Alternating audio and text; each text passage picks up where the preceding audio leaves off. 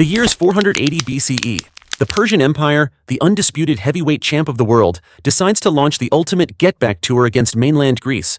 King Xerxes amasses an army so ridiculously large it was basically a walking city. His logistics team was having an absolute nightmare organizing this cross-continental road trip. The Persian force was an international supergroup of warriors, a real all-star team. Meanwhile, the Greeks were a collection of rival city-states constantly arguing in the group chat. The Greek plan was simple: use the terrain as a force multiplier.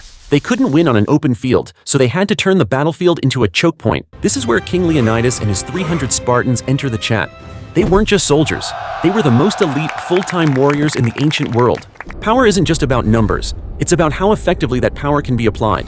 A single key can hold shut a door that 1,000 fists cannot break. The Persians, absolutely delulu with confidence, thought this would be a quick win. They sent in wave after wave, expecting the Greeks to just fold. Straight up savage. For 2 days, the narrow pass of Thermopylae became a meat grinder. The Greek phalanx was like an unbreakable wall, a human traffic jam with very sharp points. The Persian immortals, the king's elite troops, were sent in. They were supposed to be the best, but in the pass, they were just more bodies for the pile. This was a classic case of asymmetric warfare. The smaller, more agile force was using the environment to neutralize the advantage of a much larger, less adaptable opponent. Xerxes was getting desperate. His whole invasion timeline was being held up by a few guys in a goat path. This was not on his 5-year plan.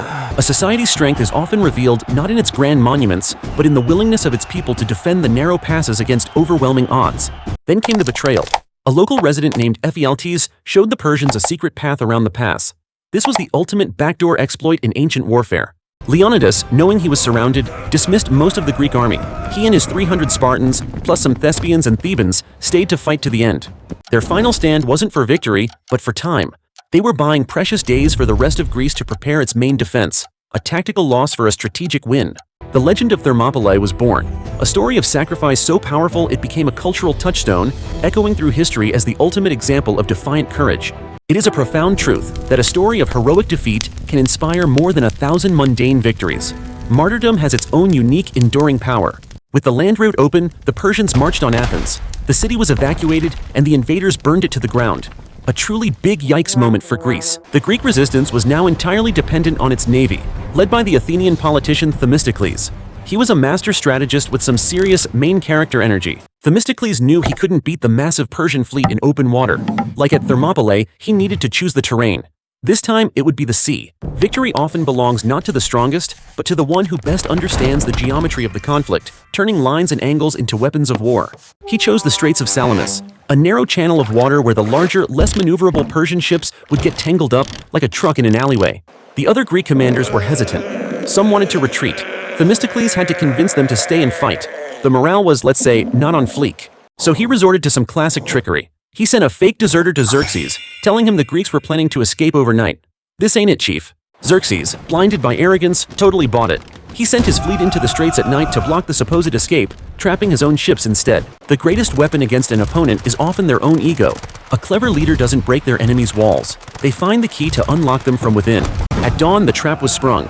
The Greek fleet, smaller but more agile, charged into the disorganized Persian armada. It was chaos. Absolute NPC behavior from the Persians. The Greek triremes were built for this. With bronze rams on their prows, they were essentially floating battering rams, punching holes in the larger Persian vessels. The Persian ships, packed tightly together, couldn't maneuver or effectively use their main advantage: numbers. Their size became a liability. The morale swing was seismic. Xerxes watched the disaster unfold from a throne set up on the shore. Imagine live streaming the biggest fail of your career to your entire empire. No cap. In any complex system, whether a fleet or a company, efficiency is lost when units get in each other's way. Order collapsing into chaos is entropy in action. The battle became a series of individual ship duels rather than a coordinated fleet action. This played directly to the strengths of the Greek crews and marines. The confined geography of the straits was the true commander of the battle, dictating the terms of engagement and stripping the larger force of its primary advantage. This is girl math, but for war. If my 300 ships beat your 1,000 ships by using a narrow strait, I basically saved money on 700 ships. By midday, the Persian fleet was in full retreat. What was left of it anyway? The sea was littered with the wreckage of their grand ambitions. For Xerxes, the dilemma was immense: stay and risk the rest of his army being cut off, or retreat and accept a humiliating defeat. A true command decision. Hubris is the great trap of power. The belief in one's own invincibility is the very weakness an enemy can exploit to bring an empire to its knees. He chose retreat. Xerxes fled back to Persia, leaving a portion of his army behind under his general Mardonius. The Great Invasion had effectively been broken. This was the turning point of the Greco-Persian Wars. The threat was not over, but the myth of Persian invincibility was shattered forever. The vibe had officially shifted. The victory at Salamis secured Greece's future. It allowed Athenian democracy and culture to flourish, laying the groundwork for what would become Western civilization. No pressure. The cost of that future was paid in blood and bronze. Every great leap forward in history is built upon the foundation of immense sacrifice. The battles of 480 BCE show that technology and numbers are not everything. Strategy, morale, and the clever use of terrain can allow the few to defeat the many. This set the stage for the final land battle at Plataea the following year, where the remaining Persian army would be decisively defeated, ending the invasion for good. The Greco-Persian Wars were more than a conflict. They were a clash of ideologies. The centralized monarchical empire versus a decentralized collection of independent city-states. Thermopylae was the heroic sacrifice. Salamis was the strategic masterpiece. Together they formed a 1-2 punch that saved a civilization and shaped the next 2 millennia. This underdog story has been retold for centuries, a historical event that feels like a Hollywood script.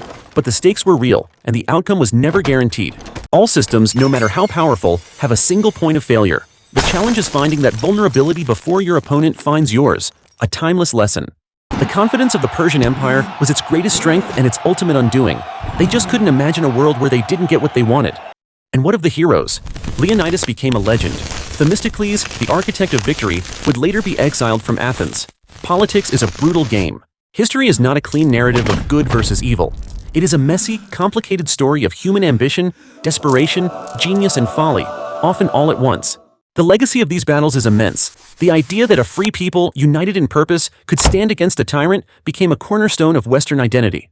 For Persia, it was a major setback, but not the end. The empire would endure for centuries more, but its westward expansion was permanently halted. A hard boundary was drawn. The turning point was not a single moment, but a psychological shift. The Greeks started to believe they could win, and the Persians started to fear they could lose. An empire's momentum is a powerful force, but it is not infinite. It can be broken against the rocks of geography and the will of a determined people. In the end, the invasion that was meant to crush Greece instead forged its identity. Shared struggle became the glue that temporarily bound the rival city-states together. It was a victory of the particular over the universal, of local identity against imperial ambition, a lesson that would echo from Thermopylae and Salamis through all of history. The stories of these battles remind us that history is not inevitable. It is shaped by choices made in moments of extreme pressure, by courage, and by cunning. A civilization is defined not just by what it builds, but by what it refuses to surrender. That is the enduring legacy of the men who fought in 480 BCE. But victory has a cost. The camera pans over a field of battered shields and broken spears, a silent testament to the violence of the struggle for freedom. Generations would be shaped by these wars. The trauma and the triumph would echo in their politics, their art, and their philosophy for the next 100 years. Freedom is never a final state. It is a constant process, a struggle that each generation must face on its own terms, in its own narrow passes. The war shifted the balance of power, elevating Athens to a position of dominance that would lead to new conflicts, this time among the Greeks themselves. For those who fought, the world was irrevocably changed.